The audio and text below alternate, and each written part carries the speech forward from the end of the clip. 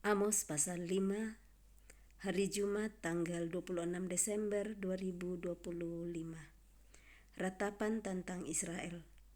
Dengarlah perkataan ini yang kuucapkan tentang kamu sebagai ratapan, hai kaum Israel. Telah rebah tidak akan bangkit-bangkit lagi anak darah Israel, terkapar di atas tanahnya, tidak ada yang membangkitkannya. Sebab beginilah firman Tuhan Allah kepada kaum Israel. Kota yang maju berperang dengan 1.000 orang, daripadanya akan tersisa 100 orang. Dan yang maju berperang dengan 100 orang, daripadanya akan tersisa 10 orang. Di Amos pasal 5 ini ratapan tentang Israel, dalam hal ini ya Israel Utara dengan ibu kota Samaria. Dan di sini Tuhan menyampaikan lewat Nabi Amos tentang perkataan yang diucapkan Tuhan tentang ratapan bagi kaum Israel. Di saat itu dikatakan telah rebah dan tidak akan bangkit-bangkit lagi anak darah Israel, di mana sebelumnya di Amos 4 dituliskan tentang perempuan-perempuan Samaria yang mabuk kemawahan. Nah, di sini di ayat 2 pasal 5 Amos menuliskan tentang telah rebah tidak akan bangkit-bangkit lagi anak darah Israel. Nah, kalau tidak mengandalkan Tuhan lagi, mereka melakukan sesuai dengan apa yang mereka pikir. Dan di sini yang Tuhan sampaikan perkataan ratapan ini bahwa mereka rebah tidak bangkit-bangkit lagi anak darah Israel, dan terkapar di atas tanah tidak ada yang membangkitkannya. Karena satu-satunya yang sanggup untuk menolong, yang sanggup membangkitkan adalah Tuhan saat kita berbalik kepada Dia. Nah, saat kita menyerahkan diri, berserah kepadanya, Dia yang sanggup untuk membangkitkan dari keadaan yang terpuruk, sebagaimanapun Dia sanggup untuk membangkitkan kembali. Dan saat itu sudah lebih memilih mencari pertolongan kepada Mesir, mencari pertolongan kepada dewa-dewa, berhala-berhala yang mereka sembah di samping Tuhan. Mereka tidak mencari lagi wajah Tuhan. Disinilah dikatakan tidak ada yang membangkitkannya. Jalan menuju hidup. Sebab beginilah firman Tuhan kepada kaum Israel, carilah aku maka kamu akan hidup. Nah, ini firman Tuhan bahwa saat kita mencari Dia maka kita akan hidup. Nah, di atas di perikop yang pertama, karena Israel tidak lagi mencari Dia sehingga dikatakan mereka tidak akan bangkit lagi. Jadi kita tetap punya pengharapan saat kita terus mencari Dia, dan dengan mencari Dia kita akan memperoleh hidup. Mencari Dia, menerima Dia dengan segenap hati, mempercayai Dia, maka Dia sang sumber kehidupan itu. Yesus yang adalah hidup, Yesus yang adalah firman, Yesus yang di dalamnya ada hidup, dan hidup itu adalah terang manusia, seperti yang kita baca di Injil Yohanes pasal 1 kemarin. Nah, saat kita mencari sumber hidup itu, yaitu Yesus, maka kita akan hidup. Janganlah kamu mencari Betel, janganlah pergi ke Gilgal, dan janganlah menyeberang ke Berseba. Sebab Gilgal pasti masuk ke dalam pembuangan dan Betel akan lenyap. Carilah Tuhan maka kamu akan hidup. Ini ayat 4 sudah dikatakan carilah Tuhan, carilah aku maka kamu akan hidup. Ayat 6 diulang lagi, carilah Tuhan maka kamu akan hidup. Kehidupan kita bisa peroleh saat kita mencari Tuhan, mencari Dia, mengenal Dia dengan segenap hati, dengan sungguh-sungguh mencari Dia dan menghidupi kebenarannya, supaya jangan ia memasuki keturunan Yusuf bagaikan api yang memakannya habis dengan tidak ada yang memadamkan bagi Betel. Perikop yang berikut melawan perkosaan keadilan. Hai kamu yang mengubah keadilan menjadi ipuh dan yang mengempaskan kebenaran ke tanah, Dia yang telah membuat bintang Kartika dan bintang belantik, yang mengubah kekelaman menjadi pagi, dan yang membuat siang gelap menjadi malam. Dia yang memanggil air laut dan mencurahkannya ke atas permukaan bumi. Tuhan itulah namanya. Nah, Tuhan yang menciptakan segala sesuatu, yang sanggup mengubah dari yang kelam menjadi ada terang kembali. Dia yang sanggup memanggil air laut, mencurahkannya ke atas permukaan bumi. Namanya adalah Tuhan.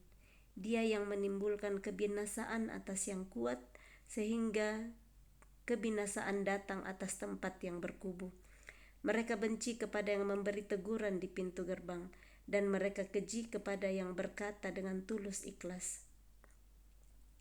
Sebab itu, karena kamu menginjak-injak orang yang lemah dan mengambil pajak gandum daripadanya, sekalipun kamu telah mendirikan rumah-rumah dari batu pahat, kamu tidak akan mendiaminya. Sekalipun kamu telah membuat kebun anggur yang indah, kamu tidak akan minum anggurnya.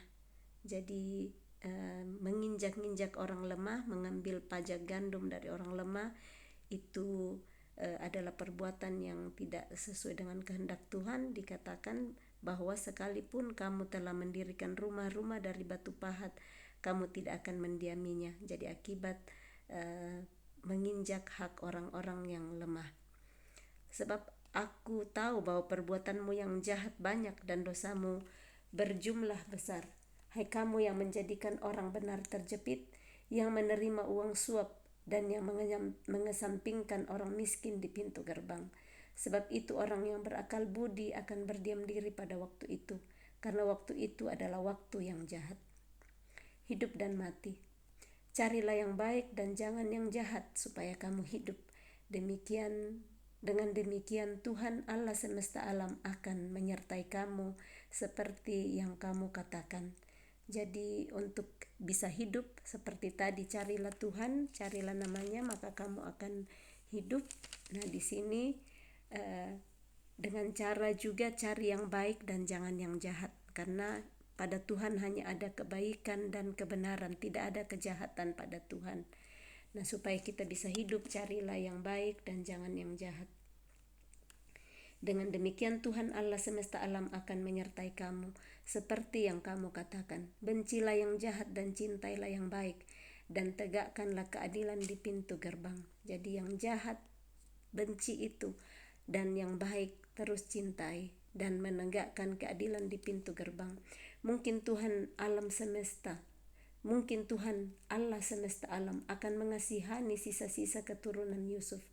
Sesungguhnya beginilah firman Tuhan Allah semesta alam, Tuhanku, di segala tanah lapang akan ada ratapan, dan di segala lorong orang akan berkata, wahai, wahai. Petani dipanggil untuk berkabung, dan orang-orang yang pandai meratap untuk mengadakan ratapan. Dan di segala kebun anggur akan ada ratapan apabila aku berjalan dari tengah-tengahmu. Firman Tuhan. Hari Tuhan. Celakalah mereka yang menginginkan hari Tuhan. Apakah gunanya hari Tuhan itu bagimu? Hari itu kegelapan, bukan terang. Seperti seseorang yang lari terhadap singa, seekor beruang mendatangi dia. Dan ketika ia sampai ke rumah, bertopang dengan tangannya ke dinding, seekor ular memagut dia. Bukankah hari Tuhan itu kegelapan dan bukan terang, kelam kabut dan tidak bercahaya? Jadi hari Tuhan dikatakan di sini, celakalah mereka yang menginginkan hari Tuhan, karena hari Tuhan itu adalah kegelapan bukan terang. Nah, seperti seorang yang lari menghindari singa, ada beruang yang mendatangi dia, dan kalau sudah lepas dari beruang sampai di rumah, dikatakan seekor ular memagut dia. Jadi hari Tuhan itu kegelapan dan bukan terang, kelam kabut dan tidak bercahaya. Ibadah Israel dibenci Tuhan. Aku membenci, aku menghinakan perayaanmu, dan aku tidak senang pada perkumpulan rayamu. Ini perasaan Tuhan yang mengatakan, aku membenci dan menghinakan perayaanmu. Ternyata tidak senang dengan semua perayaan-perayaan dan perkumpulan raya kalau bukan untuk mencari kemuliaan Tuhan, tapi untuk kesenangan sendiri. Sungguh apabila kamu mempersembahkan kepadaku korban-korban bakaran dan korban-korban sajianmu, aku tidak suka, dan korban keselamatanmu berupa ternak yang tambun, aku tidak mau pandang. Ini persembahan yang menurut yang mempersembahkannya saat itu Israel, korban bakaran, korban sajian, tapi Tuhan berkata, aku tidak suka. Korban keselamatan berupa ternak yang tambun, karena itu Tuhan bilang, aku tidak mau pandang. Jauhkanlah daripadaku keramaian, nyanyianmu, lagu gambusmu tidak mau aku dengar. Tetapi biarlah keadilan bergulung-gulung seperti air, dan kebenaran seperti sungai yang selalu mengalir. Keadilan yang Tuhan mau persembahan syukur kepada Dia, bukan hanya korban-korban sajian dan lembu ternak yang tambun. Keadilan bergulung-gulung seperti air, dan kebenaran seperti sungai yang selalu mengalir. Apabila kamu mempersembahkan kepadaku korban sembelihan dan korban sajian selama 40 tahun di padang gurun itu, apakah kamu mempersembahkan kepadaku korban sembelihan dan korban sajian selama 40 tahun di padang gurun itu, hai kaum Israel? Kamu akan mengangkut sakut rajamu dan kewan dewa bintangmu, patung-patungmu yang telah kamu buat bagimu itu. Dan aku akan membawa kamu ke dalam pembuangan, jauh ke seberang Damsyik. Firman Tuhan yang namanya Allah semesta alam. Amin. Salam kasih, Tuhan Yesus memberkati. Shalom.